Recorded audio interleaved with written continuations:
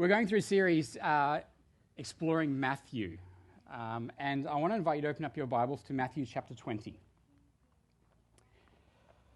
Matthew chapter 20, and we're going to be reading verse 1 through to 16. This is one of the parables that Jesus told, and it's a parable of the workers in the vineyard. If you've got the blue Bible in front of you, it's page 846. Otherwise, your device or your own Bible, Matthew chapter 20.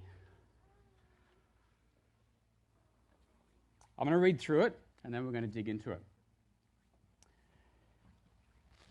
Starting verse 1. For the kingdom of heaven, this is Jesus talking, the kingdom of heaven is like a landowner who went out early in the morning to hire workers for his vineyard. He agreed to pay them a denarius for the day and sent them into his vineyard. About 9 in the morning, he went out and saw others standing in the marketplace doing nothing. He told them, "You also go and work in my vineyard, and I will pay you whatever is right." So they went. He went out again about noon, and about 3 in the afternoon, and did the same thing. About 5 in the afternoon, he went out and found still others standing around. He asked them, "Why have you been standing here all day long, doing nothing?" "Because no one's hired us," they answered. He said to them, "You also go and work in my vineyard." Verse 8, when evening came, the owner of the vineyard said to his foreman, "Call the workers and pay them their wages, beginning with the last ones hired and going on to the first."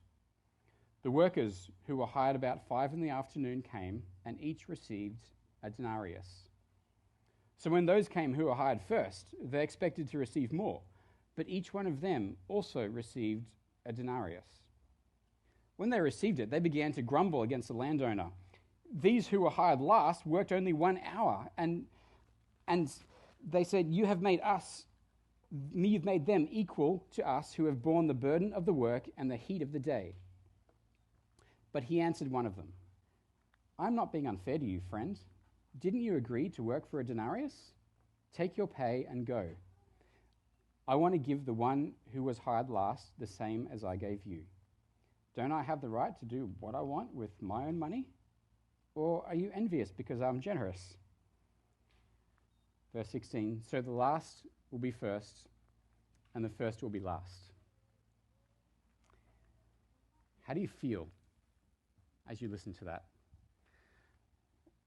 Every time I've read this, there's a pretty solid part of me that goes, "Jesus, really? It just doesn't feel quite right." And, I mean, look at this from a human perspective. Is this really good business practice? You think about the things that are happening in this story. First of all, like going into town and just saying, "Hey, anyone want some work? Okay, come and work for me." Unusual. The strategy for hiring is pretty random. The second group, what did he say to them? He's going to pay them whatever's right. Like, you imagine going back to HR with that. They would not be happy. And then, not only he goes out once and twice, but he goes out throughout the rest of the day and hires more people. And then at the end of it, because no one likes talking about what they're paid, do they? At the end of it, he gets them all together, and he gives each one their pay in front of everyone else, a nice public spectacle. Here's what you get, here's what you get, here's what you get. And breaching multiple policies there and government statutes that we have to follow. And then, you imagine working for a place where if I work for an hour, I get the same as someone who works for 12. Are you going to work hard? Probably not. You're probably just going to slack off and do the bare minimum so that you can get that same amount of money as everyone else. It's not encouraging good work. And if you really think about this from that perspective, this is probably something you'd see on a current affair. It just fits the bill for the stories they love, because there's unfairness, there's work, there's pay, all these things are involved, and it doesn't sit very well with me. I'm not going to speak for you, but it doesn't sit well with me. And I think that's probably because the way I view the world is based on different metrics. It's based on different principles.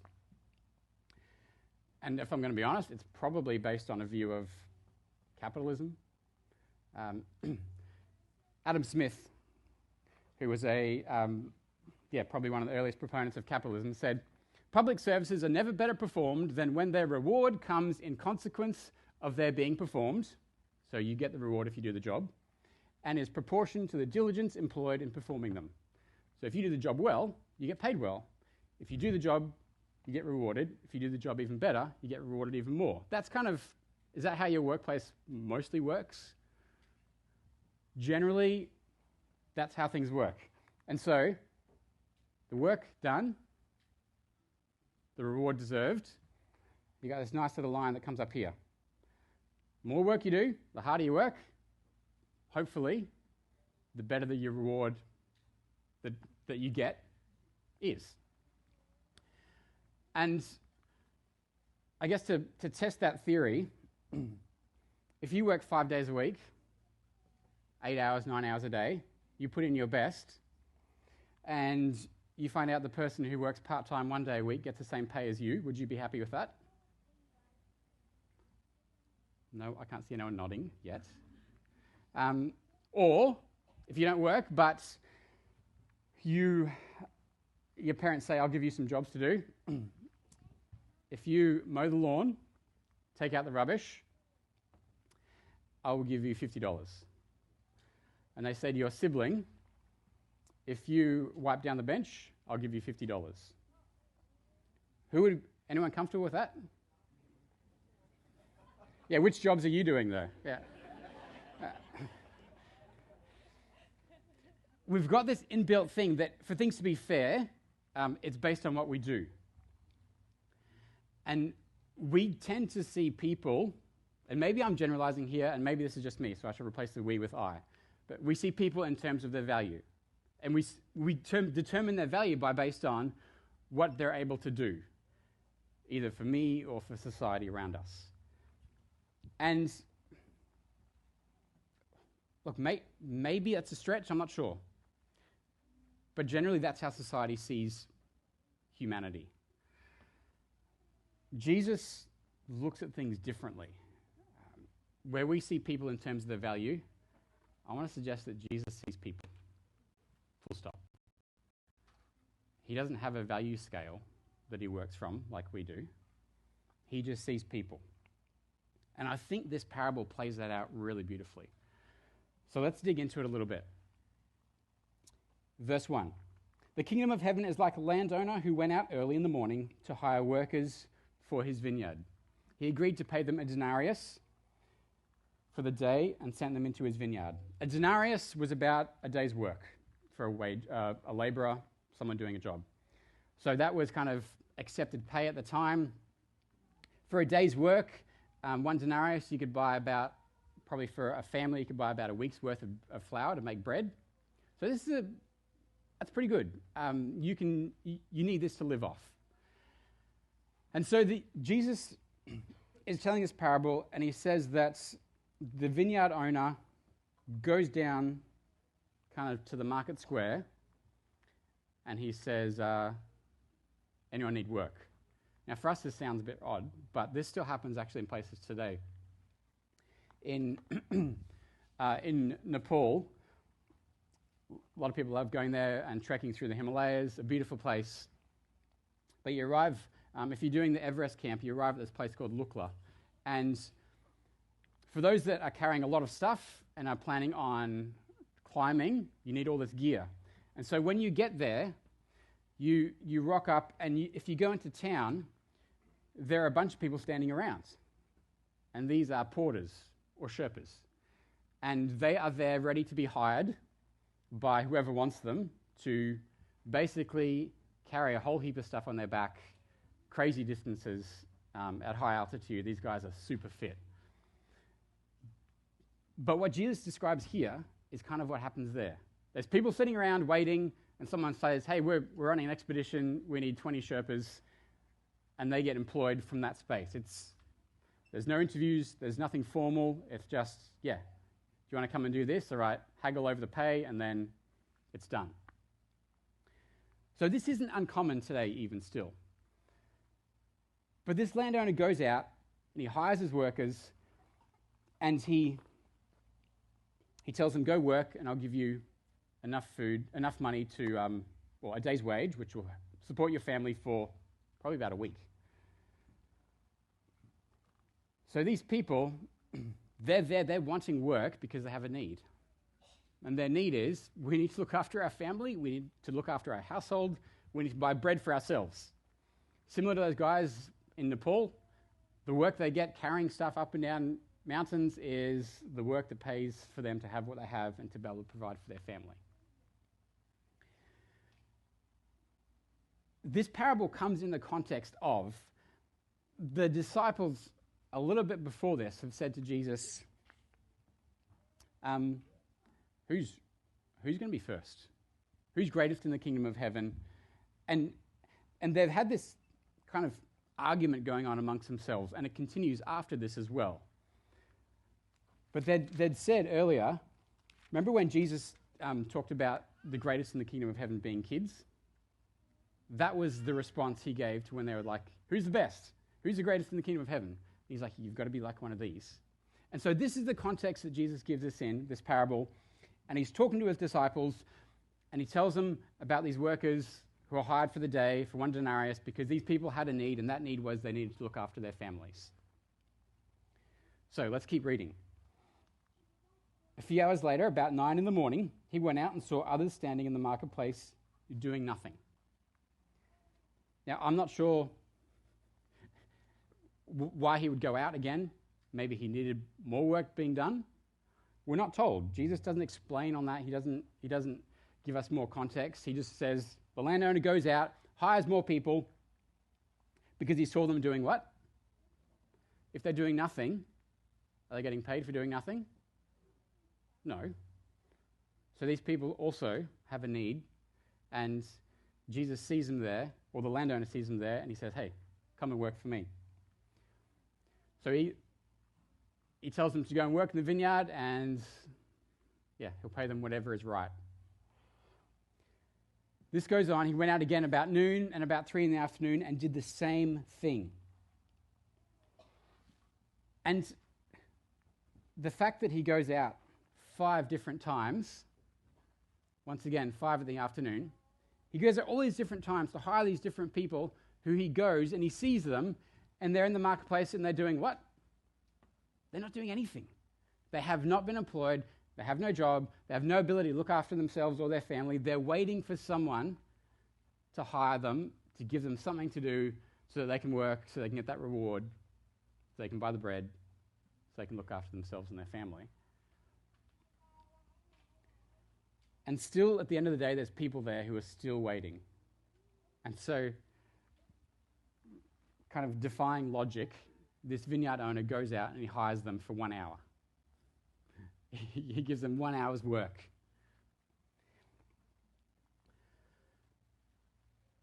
And then it's time to pay. And those who were hired first came in, and he actually asked the foreman to pay them in this specific order. He gets the ones who was hired at 5 o'clock, who'd done 1 hour's work, come on in, and they get 1 denarius. And so how did everyone else feel about that? When those came who were hired first, they expected what?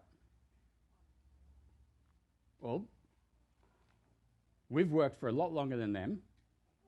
We've done harder work than them. So if that's what they get paid, then if we follow the scale along, I should get paid a whole lot more because I've done a whole lot more than they did.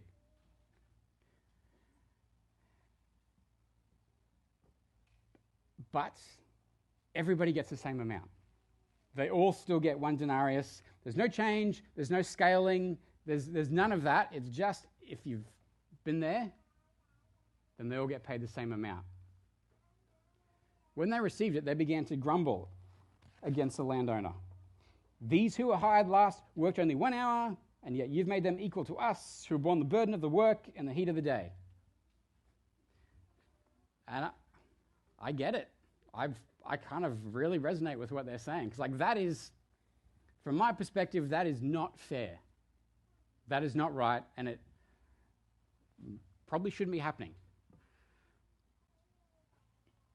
But here's an interesting question. What did all those who received payment have in common? What was it that they all had done at some point? They'd all done nothing at the beginning. Yep. They'd all done a little bit of work. But in order to do that work, what did they have to do? They had to say yes to the work. They had to accept the invitation that the landowner was giving them, and they had to say, yeah, I'll come and work for you. Some of them didn't even know what their reward was going to be. It was going to be whatever is right, according to the landowner. And so they all, at some point, have said, yes, I will accept what you're offering.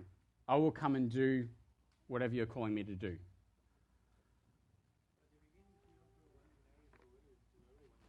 At the beginning, he offered 1 denarius to those who started in the morning, but after that, we're not told what he offered them. He says, come and work for me, and I'll pay you whatever is right. And so instead of having this work done and reward deserved, Jesus flips that, and he says, it's not a scale, it's actually a yes or a no. If you've accepted this invitation, then you get the reward. If you haven't accepted the invitation, then there is no reward. So he changes this whole view of things and makes it actually pretty simple. And this is his response to those who were grumbling. He said, I'm not being unfair to you. Didn't you agree to work for this? 1 denarius? And so that's what you're getting paid. We can't change the agreement. You made the agreement, you're happy to do it. You're now just looking at what other people get and going, hang on, I should probably be getting a little bit more than them. Take your pay and go. I want to give the one who was hired last the same as I gave you. Don't I have the right to do what I want with my money? Or are you envious because I'm being generous? What I love about this story is all those people were hoping to get some work. All those people had a need, and that need was they needed to provide for themselves, for their family, maybe for their extended family, we don't know. But that's how it worked back in the day. They had this need, and the vineyard owner wanted to make sure that those needs were met. And so, each worker received what they needed. He doesn't just say, well, you've only worked 1/10 of the day, so you only get 1/10 of a denarius. Because how much would that help their family? Probably not a lot. Hey guys, we've got 1 loaf of bread. We've got to share it for the next 4 days. Instead, if they had a need, Jesus comes and he meets them and says, hey, I want to make sure you have what you needed. And he finishes off by saying, so the last will be first, and the first will be last. Our view of things is this kind of, we love this linear scale where we like to put ourselves somewhere on this line of first and last and go, all right, I'm here. If I want to get first, I need to work my way in this direction. And that's kind of the response of those people who got paid at the end. They're like, whoa, hang on. No, this doesn't work. We were here. We were first on the vineyard. We worked the most. We should be getting more. But Jesus is like, well, no, whoever's going to be first will be last. Whoever's last is going to be first. And in doing so, he's made sure that everybody is provided for. And where our view is kind of this linear thing, I think Jesus' view is more, we're a collective. We're a community.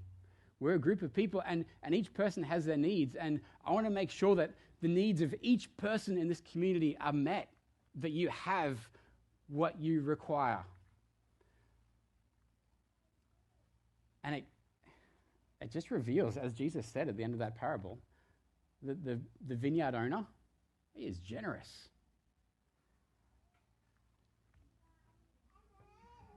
And while their needs might have been physical, or perhaps more about giving them dignity of work,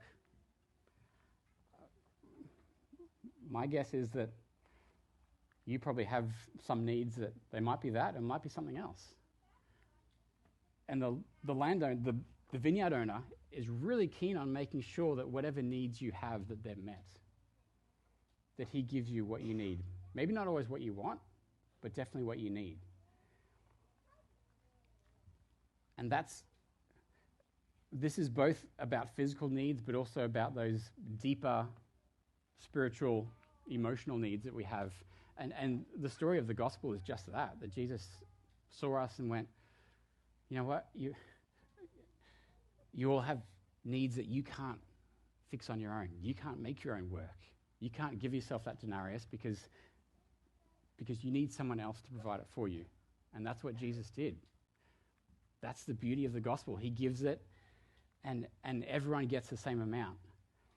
God is generous, and the kingdom of heaven is not a meritocracy where you only get in based on what you've done or how much you've done or how good you are. It's actually this awesome economy of grace where everyone gets the perfect, exact amount that they need. And what I love about this parable is I think that between the lines, Jesus is actually inviting us to be part of this as well. He's saying, the grace that you have received, I want you now to go and extend that grace to the people around you.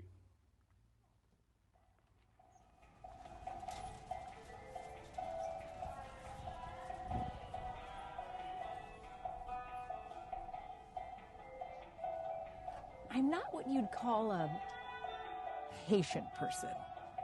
I'm sure I have other strengths, but let's just say I'm working on that one. I am so sorry. Yeah, go ahead. No, No, I insist. But I've started to realize that when something happens that really I am so sorry. provokes my impatience, there's probably something there I should pay attention to. What's the price on that? $3.19. Oh, wait. I have a coupon for that one. I know it's in here. Hold on.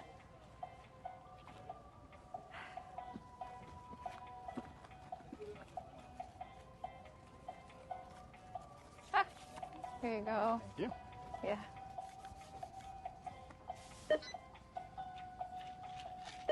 What was the price on that one? $4.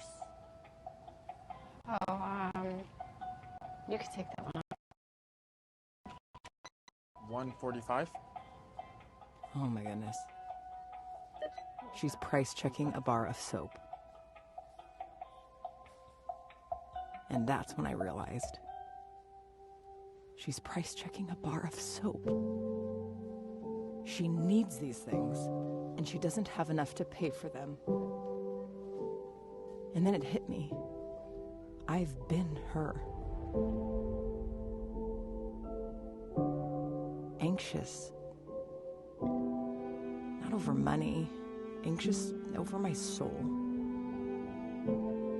I've been scared because I know that I need so much more than I have, and I don't have near enough for what I need. I won't ever have enough, because none of us do. No matter what we do, no matter how many coupons we produce, no matter how we try to make up the difference, when we do the math, we all fall short. So thank God that his son came along and said, I'll pay for it. No. I'll pay for no. all of it. I can't let you do that. Please. I want to. Will you let me pay for all this? Okay. Okay. Okay. Okay, but I have coupons. I have coupons. Hey. I have coupons. Hey, you can put away your coupons. You don't need them. It's all completely covered. All of it. All of it. Thank you. Thank you. Thank you.